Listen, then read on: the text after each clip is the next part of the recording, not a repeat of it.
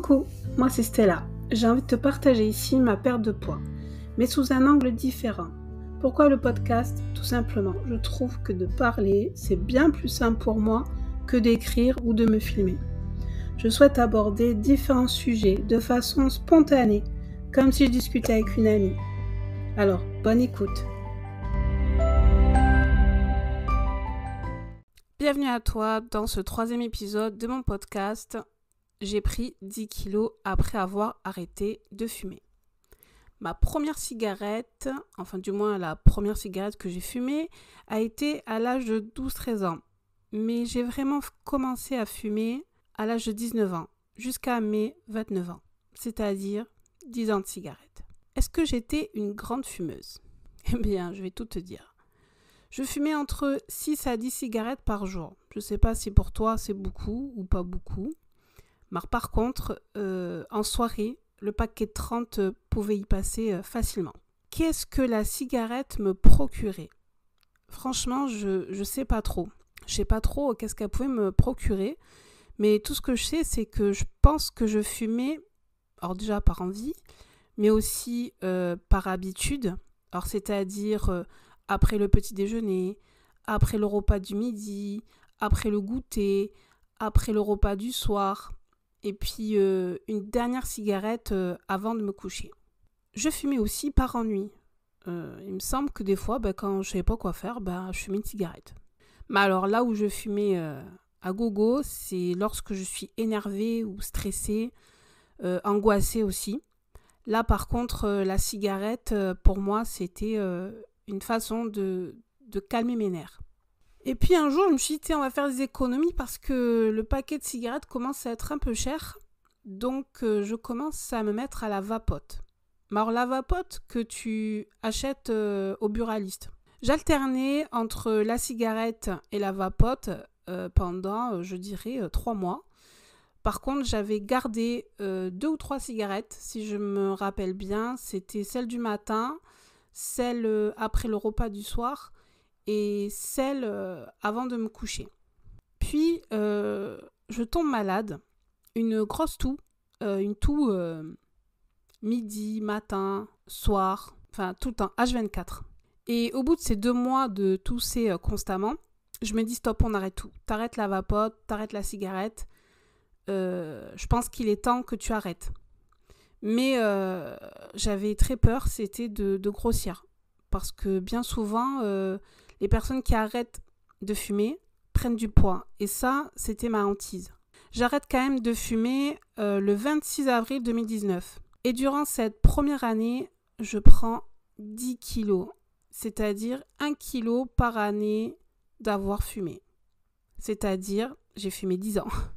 J'ai fumé pendant 10 ans, donc 1 kilo par année. En préparant ce podcast, je me suis rendu compte qu'à ce moment-là, mes crises d'hyperphagie ont augmenté. C'est-à-dire, en fait, quand je suis énervée, je mange. Quand je m'ennuie, je mange. Quand je suis angoissée, je mange. Quand je suis triste, je mange. Et même quand je suis contente, je mange. En fait, la cigarette était un moyen pour calmer mes nerfs ou par envie. Et ça a été remplacé par mes crises d'hyperphagie. Je pense que je n'arrivais pas à gérer mes émotions parce que pendant 10 ans, j'ai géré mes émotions, on peut dire entre guillemets, grâce à la cigarette. Aujourd'hui, je pense qu'il y a une cigarette qui me manque particulièrement, c'est celle du soir, celle qui est juste avant de me coucher. Je pense que cette cigarette, c'est une façon pour moi de me décompresser de ma journée, tout simplement. Voilà d'où viennent ces 10 kilos en plus. Donc cette première année d'arrêt de cigarette, je pense qu'elle a été difficile pour moi, car ne savant pas comment gérer ces émotions négatives comme quelques-unes positives, je mangeais. Du coup, 10 kilos la première année. Bim, boum. Maintenant, ça fait 4 ans que j'ai arrêté de fumer. Et en 4 ans, j'ai rien perdu. J'ai même envie de te dire, j'ai pris quelques kilos. J'ai pris 5 kilos les 3 autres années. J'ai pris 5 kilos petit à petit. Je ne les ai pas pris d'un coup. Ça a été progressif. Depuis plusieurs mois, même je dirais années, je cherche à trouver une façon de gérer au mieux mes émotions car j'ai compris que mes émotions dictaient ou du moins me dirigeaient vers la nourriture. J'ai compris que ces 4 dernières années, la nourriture était pour moi du réconfort. J'ai décidé d'arrêter de me faire du mal par rapport à mes crises d'hyperphagie. Selon moi, je pense que c'est une forme de maltraiter mon corps et je n'ai plus envie de me battre contre lui. Je veux qu'on avance ensemble pour qu'enfin on se sente en accord tous les deux. Pour te faire un résumé de mon arrêt de cigarette, j'ai pris 10 kilos la première année.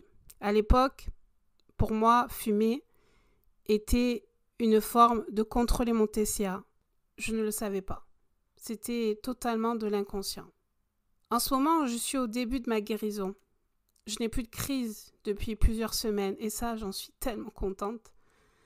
C'est de la fierté là, je ressens de la fierté.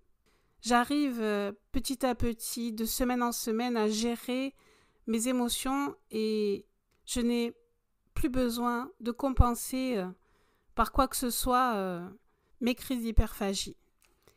Voilà, tu sais toute mon histoire avec la cigarette.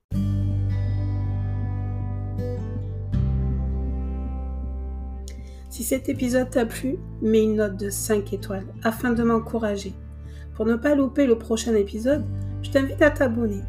Tu as envie peut-être d'échanger avec moi, c'est avec un grand plaisir. Rejoins-moi sur Instagram, podcast.by.stella. À de suite.